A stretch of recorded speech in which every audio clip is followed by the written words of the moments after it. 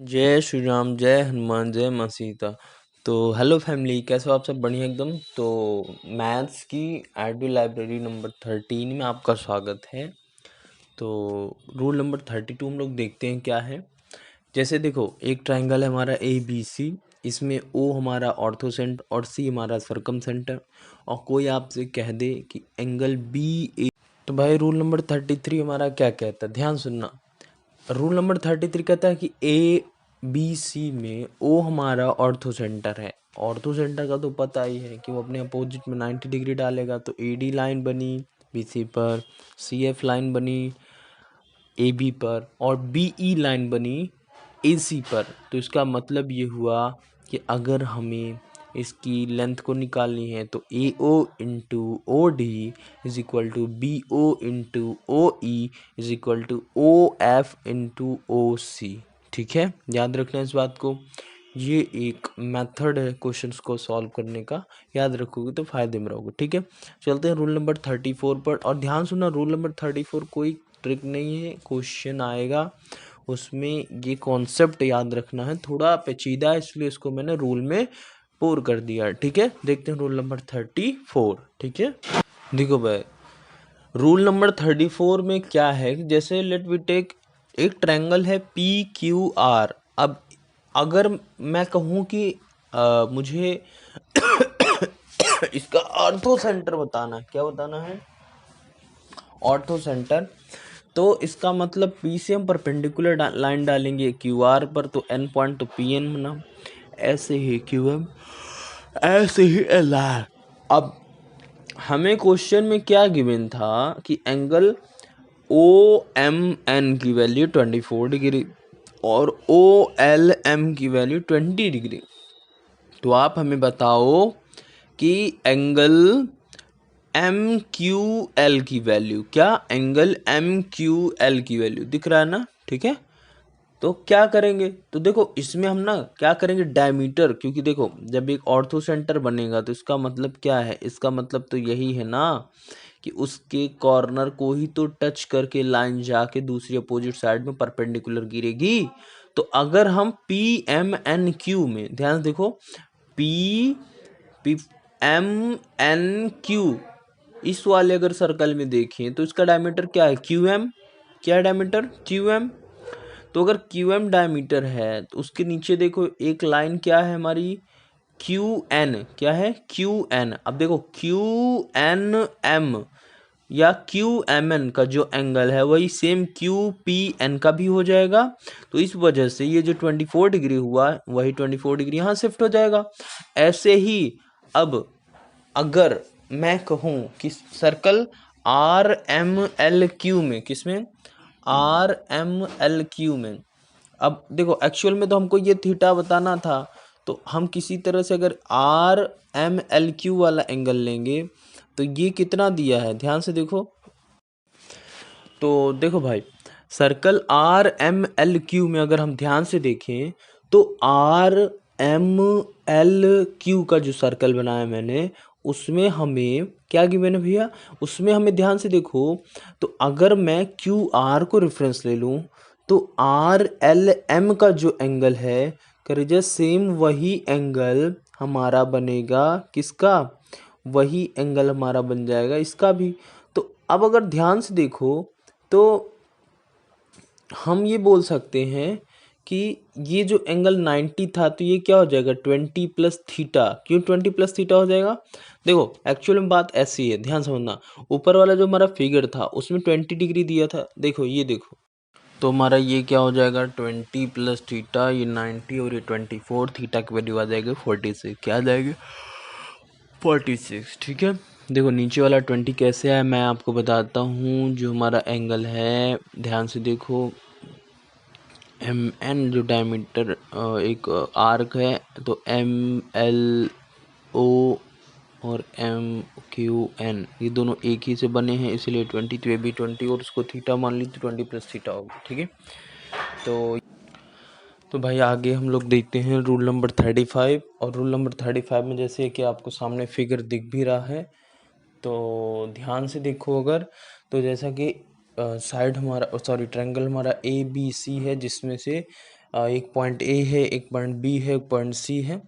अगर मैं कहूँ कि ए के नीचे जो मैंने लिखा नहीं, सॉरी, वो मान लो ओ मतलब ऑर्थो सेंटर, और जो सी के सामने मतलब बीसी लाइन पर जो पहली वाली लाइन है वो मान लो सरकम सेंटर। ठीक है, आपको तो पता ही है ऑर्थो सेंटर और सरकम सेंटर में केवल एक डिफरेंस है, दोनों आते हैं लाइन को कट करके ही, मतलब लाइन पर परपेंडिकुलर बना के ही। बस सरकम सेंटर क्या करता है, इक्वली बांट देता है, और ऑर्थो सेंटर क्या करता है, केवल 90 डिग्री देखता है अपना। तो इसीलिए अगर मैं कहूँ इस फिगर को अगर ध्यान से देखो तो भैया आप ये कहोगे कि ऑर्थो सेंटर और सरकम सेंटर में जो रेशियो होता है, याद रख लेना, वो 2:1 होता है। क्या होता है, 2:1। अगर बीच में आपका जी मतलब सेंट्रॉइड आ गया तो। अब जैसे दो ट्रायंगल बन रहे हैं, तो अगर अल्फा के सामने 2 है तो इसके, अब देखो कैसे एंगल सेम हुआ, इक्वल एंड अपोजिट वाले कॉन्सेप्ट से। याद है ना, जब दो लाइन एक दूसरे से पैरेलल होती हैं तो उन पर अगर बाइसेक्टर हो तो उनके अपोजिट एंगल क्या होते हैं, सेम। तो ये अल्फा तो ये भी अल्फा, ऐसे ये बीटा तो ये भी बीटा, और ऐसे अगर दो साइड इक्वल, दो एंगल इक्वल तो तीसरा गामा। तो क्योंकि 2:1 में बांटता है, ये बीच वाला पॉइंट क्या है, जी, जी मतलब सेंट्रॉइड। तो अगर ये 2 तो ये 1, ये 2 तो ये 1, और ऐसे ही अगर ए ओ जो ऑर्थो सेंटर है और आपका ये जो सरकम सेंटर सी और बी सी लाइन मान लो डी, तो सी डी ये दोनों 2:1 में होंगे। तो अगर ई ओ 2 है तो अगर ये डी पॉइंट मान लो तो डी सी आपका 1 हो जाएगा। याद रखना इस बात को। चलते हम लोग रूल नंबर 36 पर। ठीक है, तो भाई रूल नंबर 36 क्या कहता है, ध्यान से देखो तो। अगर कोई ट्रायंगल है ए बी सी, तो अगर उसी ट्रायंगल के किसी भी एक पॉइंट से, किसी भी एक वर्टेक्स से, मतलब पॉइंट से ए बी सी में, उसके अपोजिट मतलब उसके सामने जो साइड है उस पर अगर मैंने एक लाइन खींचा, जो कि जरूरी नहीं है कि वो दूसरी पर जाके 90 डिग्री ही बनाए, बट याद ये रखना केवल जैसा कि फिगर में एडी जो लाइन है अगर वो मीडियन है बीसी पर, तो बस एक ही डिफरेंस यहाँ पर होगा कि जो ये बीडी होगा और ये जो डीसी होगा, ये दोनों क्या होगा भैया, इक्वल। क्या होगा, इक्वल। इस बात को बस याद रखना कि अगर AD is median on BC तो बीडी और बीसी ये दोनों क्या होंगे आपस में, इक्वल। ओपी लिखा हूँ सॉरी, वहाँ डी है सो मतलब। तो ये ज़रूरी नहीं है कि ए डी सी का जो एंगल होगा 90 होगा या डी बी जो होगा वो 90 होगा, ये कोई ज़रूरी नहीं। हो भी सकता है, नहीं भी हो सकता, लेकिन मीडियन के लिए केवल एक ही चीज़ ज़रूरी है कि वो इक्वल साइड बांटेगा, एकदम सरकम सेंटर की तरह। जैसे में 90 डिग्री और इक्वल दोनों, यहाँ पर केवल इक्वल 90 डिग्री, कोई कंपलसरी नहीं है। हो जाएगा तो कोई बात नहीं, नहीं होगा तो भी कोई बात नहीं। अब अगर इसके फॉर्मूले पर आ जाएं कि अगर ए डी मीडियन है ए बी सी का, तो क्या क्या फॉर्मूला बन सकता है, कैसे कैसे क्वेश्चंस आएंगे, तो अब हम उसको देख लेते हैं। ठीक है, तो भाई ध्यान से देखना कि ए डी अगर मीडियन है ए बी सी ट्रायंगल का, तो A B square plus A C square is equal to 2 और ब्रैकेट में A D square plus D C square. अब जरूरी नहीं डीसी लिखो, तुम डीबी भी लिख दो, कोई प्रॉब्लम नहीं। तो अगर आपसे कोई कहे कि ये क्या किया, तो याद रखना जिस भी वर्टेक्स से गया है आपका ये क्या नाम है, मीडियन, तो उसके बगल में जो लगे हुए दो साइड्स हैं, जैसे ए बी का स्क्वायर प्लस ए सी का स्क्वायर इज इक्वल टू हो जाएगा, याद रख लेना, 2 ऑफ ए डी का स्क्वायर प्लस डी सी का स्क्वायर। इस बात का याद रखना। अब अगर हमको कोई कहे कि तुम केवल और केवल ए डी की वैल्यू बताओ, तो मैं कहूँगा ठीक है, half of 2 of A B का square plus 2 of A C का स्क्वायर माइनस बी सी का स्क्वायर। बस इतना याद रख लो, रट्टा मारना है, इसमें कोई बहुत बड़ी रॉकेट साइंस तो है नहीं, बहुत सोचना विचारना तो पड़ेगा नहीं। क्या करना है, रट्टा मारना है। ठीक है, फिर से सुनो, अगर ए डी निकालना है तो half of 2 of A B का square plus 2 of A C का स्क्वायर माइनस बी सी का स्क्वायर, इतना याद रखो। अब हम लोग चलते हैं रूल नंबर 37 पर, और ये जो भी बताया इसी को थोड़ा सा फैला दूंगा तो ज़्यादा क्लियर हो जाएगा आपको। ठीक है, देखते हैं रूल नंबर 37। तो भाई रूल नंबर 37 क्या कहता है, देखो जैसा कि एक ट्रायंगल था ए बी सी, अब उसमें हमने एक ही ये अपना मीडियन डाला था AD। अब यहाँ पर हम तीनों वर्टेक्स से डाल रहे हैं कि AD, CF और BE। अगर ऐसा कुछ होगा तो AD, CF और BE अगर मीडियन है तो AD is equal to half of under root में 2AB² plus 2AC² minus BC²। ऐसे ही अगर BE पूछेगा तो हाफ ऑफ अंडर रूट में 2AB² plus 2BC² minus AC²। ऐसे ही CF is equal to half of under root में 2AC² plus 2BC² minus AB²। याद रख लो, ठीक है। मतलब ऐसा होगा, देखो जिस मीडियन को पूछेगा उसके अगल बगल की जो दो साइडें हैं हाफ ऑफ लिख के अंडर रूट के अंदर उनको 2 से मल्टीप्लाई करना, और जिस पर जाके वो मीडियन गिरा है उसको माइनस करके सेम वही का स्क्वायर कर देना, ठीक है। जैसा कि AD है तो इसका मतलब हाफ ऑफ अंडर रूट में 2 ऑफ AB का स्क्वायर प्लस 2 ऑफ AC का स्क्वायर माइनस BC का स्क्वायर। समझ में आ गई बात। आगे चले रूल नंबर 38 पर, चलो ठीक है। तो भाई रूल नंबर 38 क्या कहता है, ध्यान से सुनना। देखो अभी जस्ट रूल नंबर कौन सा था हमारा, 36 था, नहीं सॉरी 35 था, जिसमें हम लोगों ने पढ़ा था कि अगर ऑर्थो सेंटर सर्कम सेंटर के बीच में सेंट्रॉइड हो तो ऑर्थो सेंटर और सेंट्रॉइड और सर्कम सेंटर के बीच में जो रेशियो होता है वो 2:1 का होता है। बट अगर कोई ट्रायंगल दे दे और उसके अंदर हमें पता करना हो तो एक वर्टेक्स अब पता नहीं कितना क्या है, तो हम इमेजिन करेंगे जैसे कि देखो सामने आपको फिगर में दिख रहा है कि एक इस पॉइंट से गया और बीच में सेंट्रॉइड। तो याद रखना जिस वर्टेक्स या जिस पॉइंट से जाएगा वो 2 रहेगा और जिस सेंट्रॉइड पर जाकर लाइन पे गिरेगा वो 1 रहेगा। इस बात का याद रखना, ठीक है। तो जिस कोने से चला वहां 2 होगा और उसके बगल वाले में 1 हो जाएगा, ठीक है। अब जैसा कि यहाँ आप देख भी सकते हो क्या कि देखो मैंने बना दिया ढेर सारा 2 1 2 1 और 2 1, मतलब कोने से 2 बाकी उसके बगल वाले में 1, लाइन वाले पर 1, ठीक है। चलते हैं नेक्स्ट रूल पर, रूल नंबर 39 पर, ठीक है। तो भाई रूल नंबर 39 देखो ध्यान से, ठीक है। जैसा कि आपको ट्रायंगल दिख रहा है ABC, और इसमें जो बीच में D पॉइंट और B पॉइंट है, तो एक तरह से बोलो तो जो आपका B पॉइंट है ये आपका है ऑर्थो सेंटर और जो D पॉइंट है वो आपका है सर्कम सेंटर बोल सकते हो, क्योंकि हमको पता है ये बात सर्कम सेंटर कहाँ होता है। सर्कम सेंटर अगर 90 डिग्री मतलब राइट एंगल हो तो 90 डिग्री पर होता है, ठीक है। तो अगर हमसे कोई कहे कि BD की वैल्यू 15 है तो भैया आप मुझे BG की वैल्यू बताओ। BG मतलब G सेंट्रॉइड है, तो कहेंगे भाई ये जो BD है वही तो AC है। क्यों?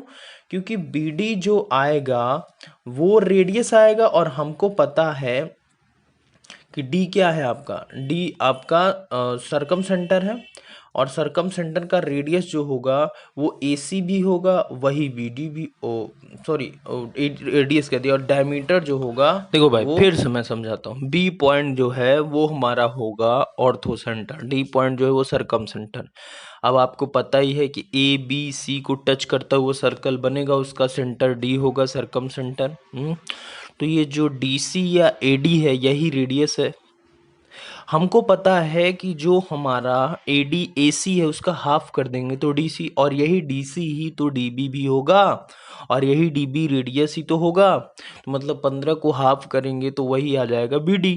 और हमको ये भी पता है कि अगर पॉइंट से गया है तो पहला वाला 2 और दूसरा वाला 1, तो 3 रेशियो की वैल्यू 15 दी है। अब जितना जो निकालना हो सब निकाल लो, ठीक है। तो ये जैसा कि मैंने लिख भी दिया है, बाकी ये याद रखना कि रेडियस होता है, ठीक है, और 2:1 में सेंट्रॉइड डिवाइड होता है वर्टेक्स के कोने से, ठीक है। अगले रूल पर चलते हैं, रूल नंबर 40 पर। देखते हैं इसमें भी कुछ फॉर्मूलाज हैं कि मीडियन और साइड में कुछ रिलेशंस को देखेंगे। 1 2 3 पूरे के पूरे 3 फॉर्मूले हैं और इसको भी मैं थोड़ा खोल दूं तो एक बार फॉर्मेलिटी के लिए बता भी देता हूँ कि इफ़ वी नो दैट कि BD is equal to half of 15, तो BG क्या होगा हमको पता है। BG मतलब टोटल 3R की वैल्यू 15 का हाफ है, तो उसी तरह से 2R निकालना था तो अपना 5 आ जाएगा। BD हाइपोटेन्यूज का H/2 हो जाएगा, BG 2/3 BD हो जाएगा। क्यों होगा बता दिया हूँ, 3 रेशियो की वैल्यू BD थी तो 2 रेशियो की वैल्यू इस हिसाब से। तो रूल नंबर 40 मूव ऑन करते हैं, देखते हैं, ठीक है। तो भाई रूल नंबर 40 को हम देखते हैं। जैसा कि आपको ट्रायंगल दिख रहा है ABC, एक ट्रायंगल है जिसकी साइड्स AB BC CD हैं, उनके वर्टेक्स भी दिए हैं। उनमें कुछ मीडियन डाला गया जैसे AD और BF और BE और CF। और पॉइंट ए के सामने जो BC लाइन है उस पर C साइड, A साइड और B साइड ये गिवन है। तो अगर कोई कह दे कि AB प्लस AC वो मीडियन ए से बड़ा होगा कि छोटा होगा, तो याद रखना बड़ा होगा। ऐसे ही BC प्लस CA MC से बड़ा होगा, और CB प्लस AB MB से, मतलब दोनों साइड अपने सामने जो गई है उसकी मीडियन उससे बड़ी होगी जोड़ने पर, ठीक है। तो इससे क्या कंक्लूजन निकला आप देख रहे हैं, सबको मैंने जब ऐड किया तो 2 of A plus B plus C greater than 2 of MA plus MB plus MC। तो 2 से 2 कट गया तो फाइनली क्या बना हमारा, तो जब 2 से कट गया तो फाइनली हमारा बना A plus B plus C greater than MA plus MB plus MC, ठीक है। अब इसी के थ्रू एक फॉर्मूला तो वो बन गया। अब इसी के थ्रू अगर हम लोग और एक फॉर्मूले की बात करें तो वो बनता है MA, मतलब मीडियम ऑफ A का square plus medium of B का square plus medium of C का square is equal to 1/4 3 of A, मतलब साइड AB का square plus side 3 of side BC का स्क्वायर, मतलब 3 of A square plus 3 of B square plus 3 of C square. अब इसको भी solve कर लेते हैं, देखते हैं इसका क्या बनेगा फाइनल। तो भाई देखते हैं हम लोग उसी की प्रूविंग क्या है और 3 फॉर्मूले कौन कौन। तो पहला मैंने आपको बता दिया था कि A plus B plus C greater than MA plus MB plus MC। ABC side है, MA MB MC उन सबका मीडियन है। एक मैंने अभी जस्ट बताया कि MA का स्क्वायर प्लस MB का square plus MC square is equal to 1/4 3 of A square plus 3 of B square plus 3 of C square. 3 को कॉमन कर दो, 4 को मल्टीप्लाई कर दो, फाइनली फॉर्मूला बना 4 of MA square plus MB square plus MC square is equal to 3 of A square plus B square plus C square. ये क्या formula बना, ये हमारा एक्चुअल में बना कि अगर मीडियम का स्क्वायर करोगे और ऐड करोगे तो उसका 4 टाइम्स इक्वल हो जाएगा उन सभी के साइड के स्क्वायर के सम के मल्टीप्लाई बाय 3 के। अब जैसा कि अभी जस्ट हम लोगों ने डिस्कस किया भी था कि AD की वैल्यू 3/2 ऑफ AG होगी। अगर AD की वैल्यू मतलब पूरा का पूरा टर्म की बात करोगे तो हमने अभी जस्ट इसको डिस्कस किया था ना, क्या कि 2 रेशियो की वैल्यू AG है, क्योंकि AG हमारा 2 है तो 3 का बताना है तो AG, तो AD is equal to 3/2 AG। ऐसे ही CF is equal to 3/2 FG और BF is equal to 3/2 FG, ठीक है। तो देखो इनको पुट करेंगे कहाँ पर भाई, मीडियन में ही पुट करेंगे, जैसे MA को ही AD बोलते हैं। और ऐसे CF हमारा, CF क्या होगा, CF हमारा और MB हो जाएगा, MC हो जाएगा। तो पुट किया और पुट करने पर फाइनली फॉर्मूला बनेगा कि A square plus B square plus C square is equal to AG का स्क्वायर और 3 मल्टीप्लाई, ठीक है, 3 ऑफ AG का स्क्वायर प्लस BG का स्क्वायर प्लस CG का स्क्वायर, मतलब वही 4 वाला हट गया। अगर नॉर्मली मीडियन A का स्क्वायर प्लस मीडियन B का स्क्वायर प्लस मीडियन C का स्क्वायर करोगे तो वो 4 का multiply is equal to 3 of A square plus B square plus C square. लेकिन अगर केवल side A square plus B square plus C square और उनके बीच का जो सेंट्रॉइड है उससे अगर निकालना है, कुछ मान लो क्वेश्चन में दिया, तो बस इतना याद रख लो A square plus B square plus C square is equal to 3 of BG का स्क्वायर प्लस और AG का स्क्वायर प्लस CG का स्क्वायर। तो आज यहीं तक रखते हैं, इतना हम लोगों ने कर लिया। मिलते हैं हम रूल नंबर 41 से इसी चैप्टर के सेंटर ऑफ ट्रायंगल के। तो तब तक के लिए जय श्री राम, जय श्री राम, बाय, ठीक है।